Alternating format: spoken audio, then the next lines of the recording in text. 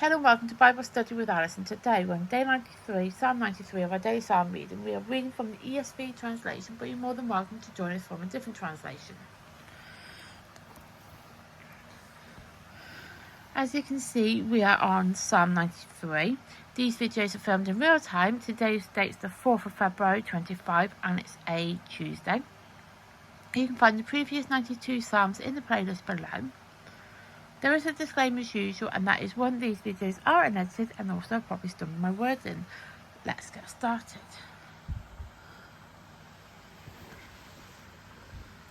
The Lord reigns, the Lord reigns. He is robed in majesty. The Lord is robed, he has put on strength as his belt. Yes, the world is established, it shall never be moved. Your throne is established from of old. You are from everlasting.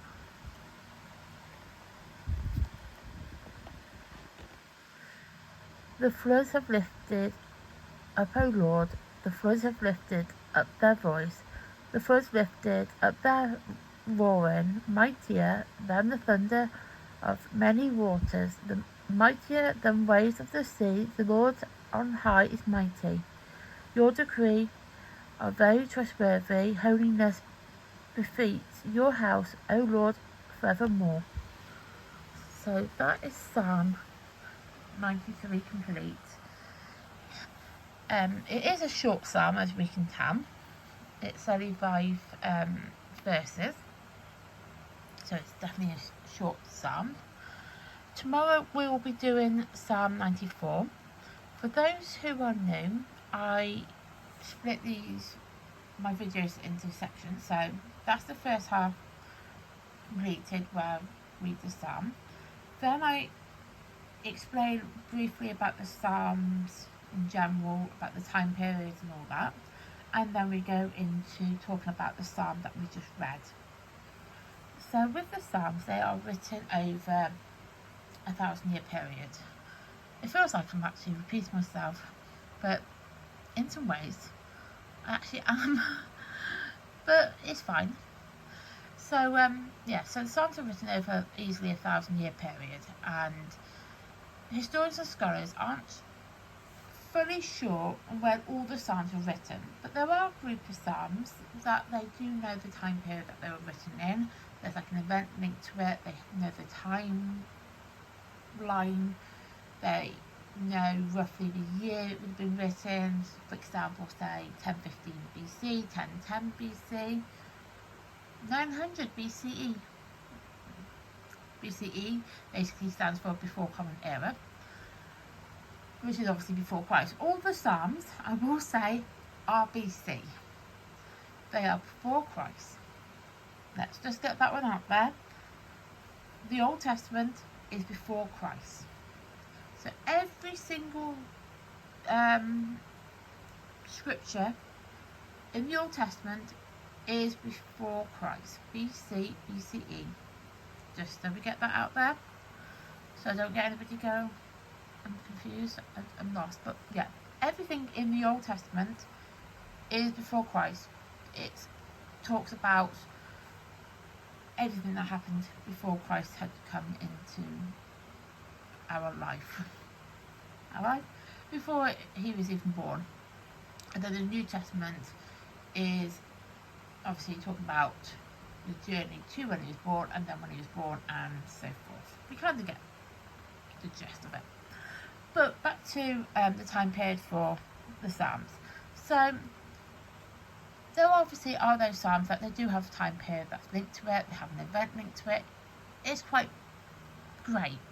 If your brain works like mine, you love Psalms that have a time period to it, because I like to be able to understand and picture how life was like then to how it is now, obviously.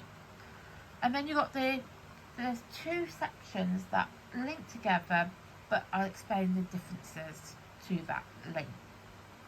So that one that links together. It links together, but it's not linked together.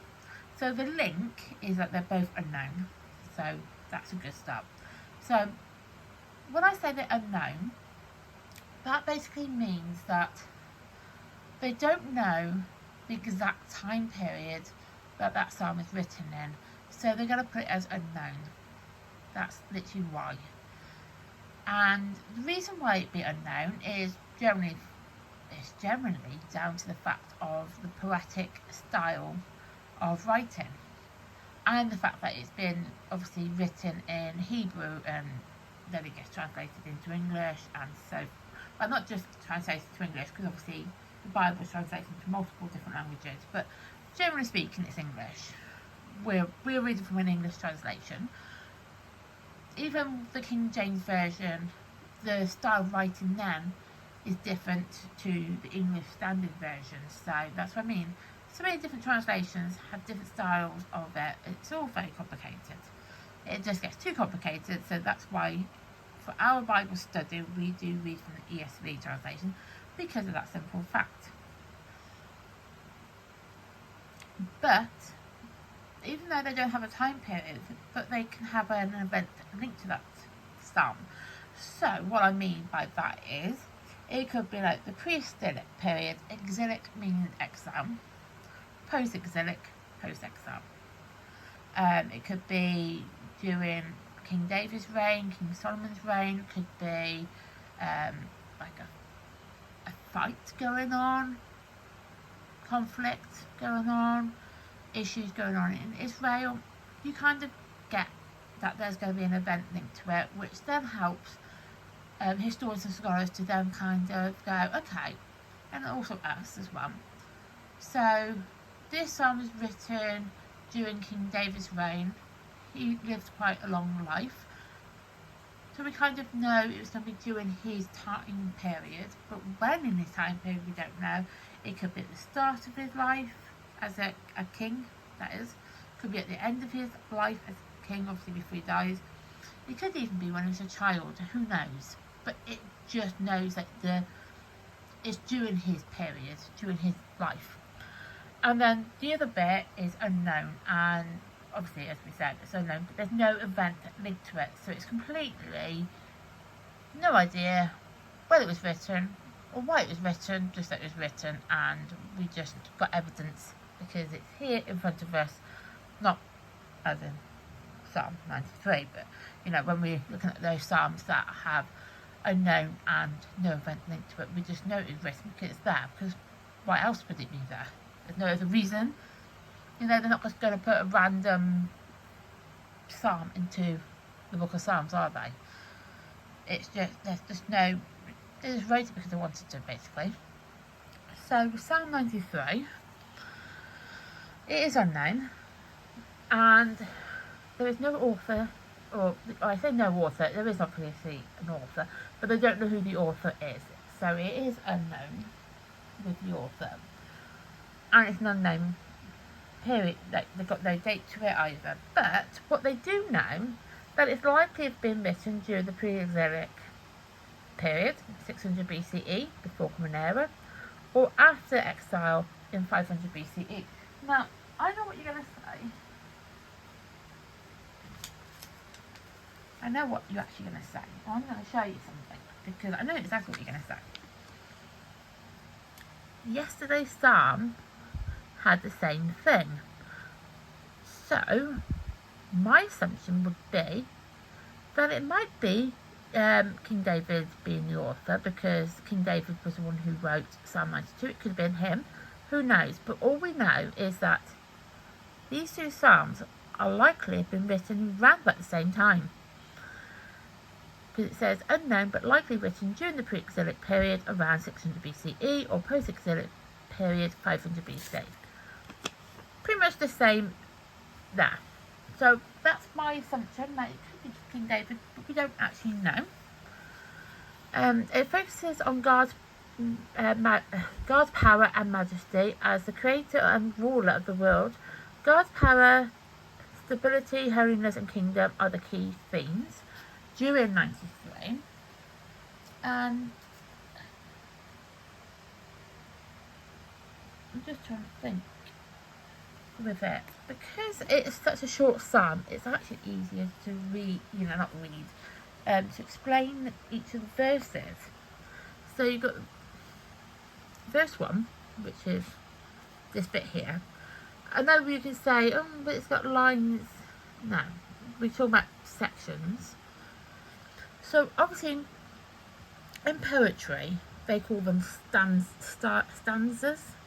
Stanzas, I think that's how you pronounce it. But when you look it up in a dictionary, the definition for a stanza is a group of lines forming the basic recurring metrical unit in a poetry, aka verse. So we're going to go by this bit here. So in the verse, wow, it describes obviously His Majesty and power. So it does actually describes obviously that there, because it mentions Majesty.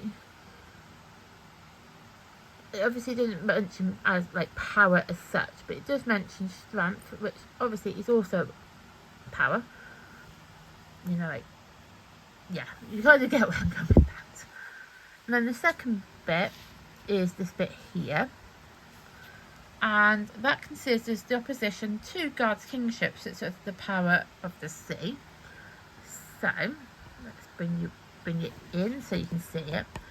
So obviously it's talking about the sea, where it says here, waves of the sea. And mightier, so it says like mightier than the waves of the sea. The Lord on high is mightier. So it's obviously talking about, again, about His strength and, you know, of the power of the sea, His kingship. And then the last little bit praises the stability of God's testimony in His house, which obviously the creeds are very trustworthy of holiness, but it speaks to your house, O Lord, forevermore. So obviously it talks about, you know, like praising the stability of God's testimony in His house.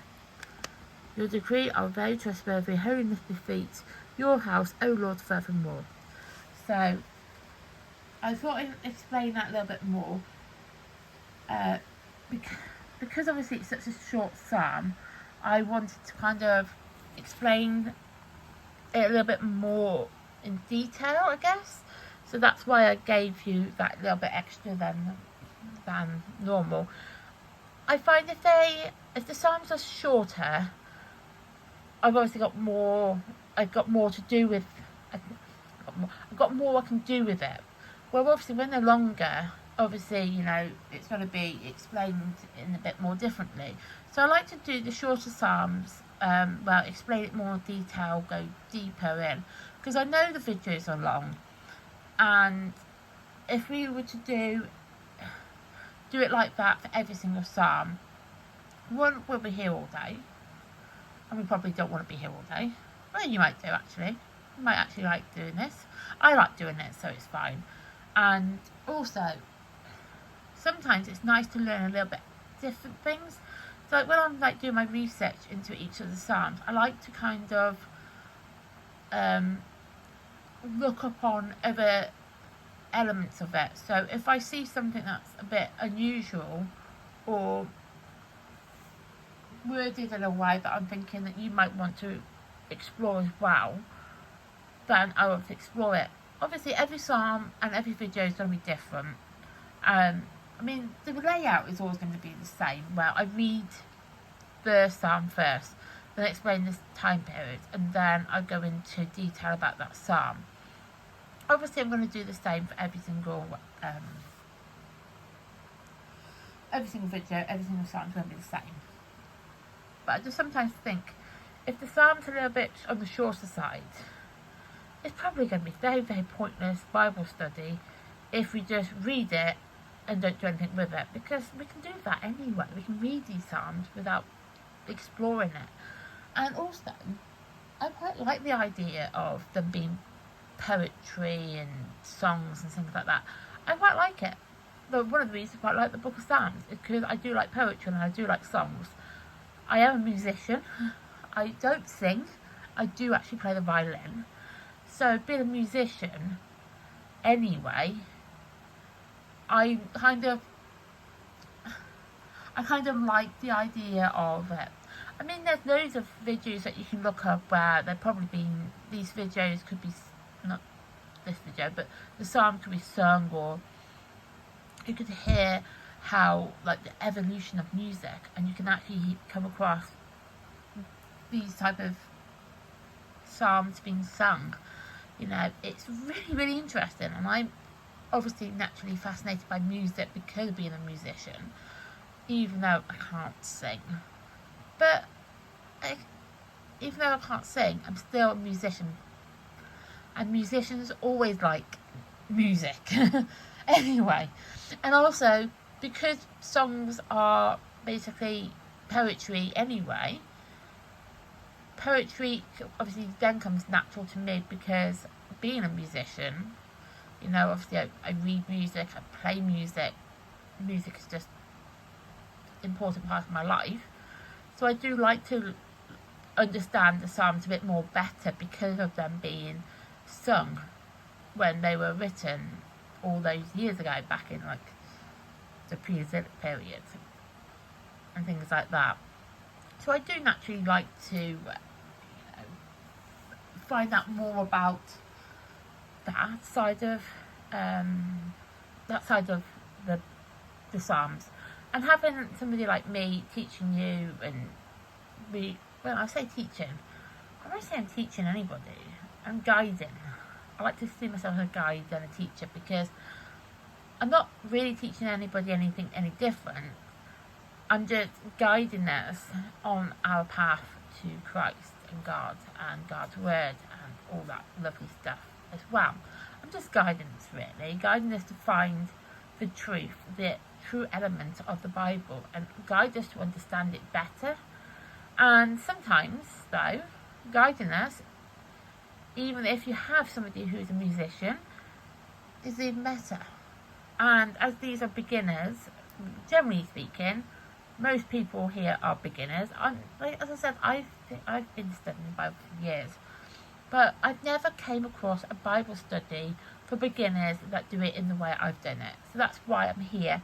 I'm here because I want you guys to be guided on our journey. Guided is a better way than teaching, because Jesus taught us and God teaches us anyway, but guiding sounds so much easier, so much better to, as a concept. It's a better concept, and I like that idea. I'm guiding us on our journey. I'm a guide. Yeah, I like that. I actually just made my day better by seeing myself as a guide. So anyway, so that is Psalm 93 complete, and I'm going to write in the day, which is day...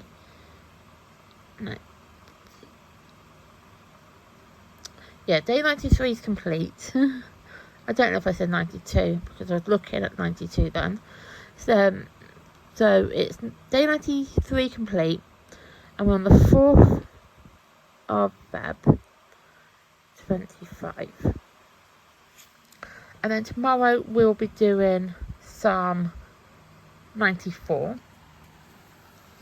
And yeah, so thank you for watching. Please like my content, please subscribe to my channel, and please turn on the notification bell so you get notified of when content like this gets uploaded to the channel. Thank you and goodbye.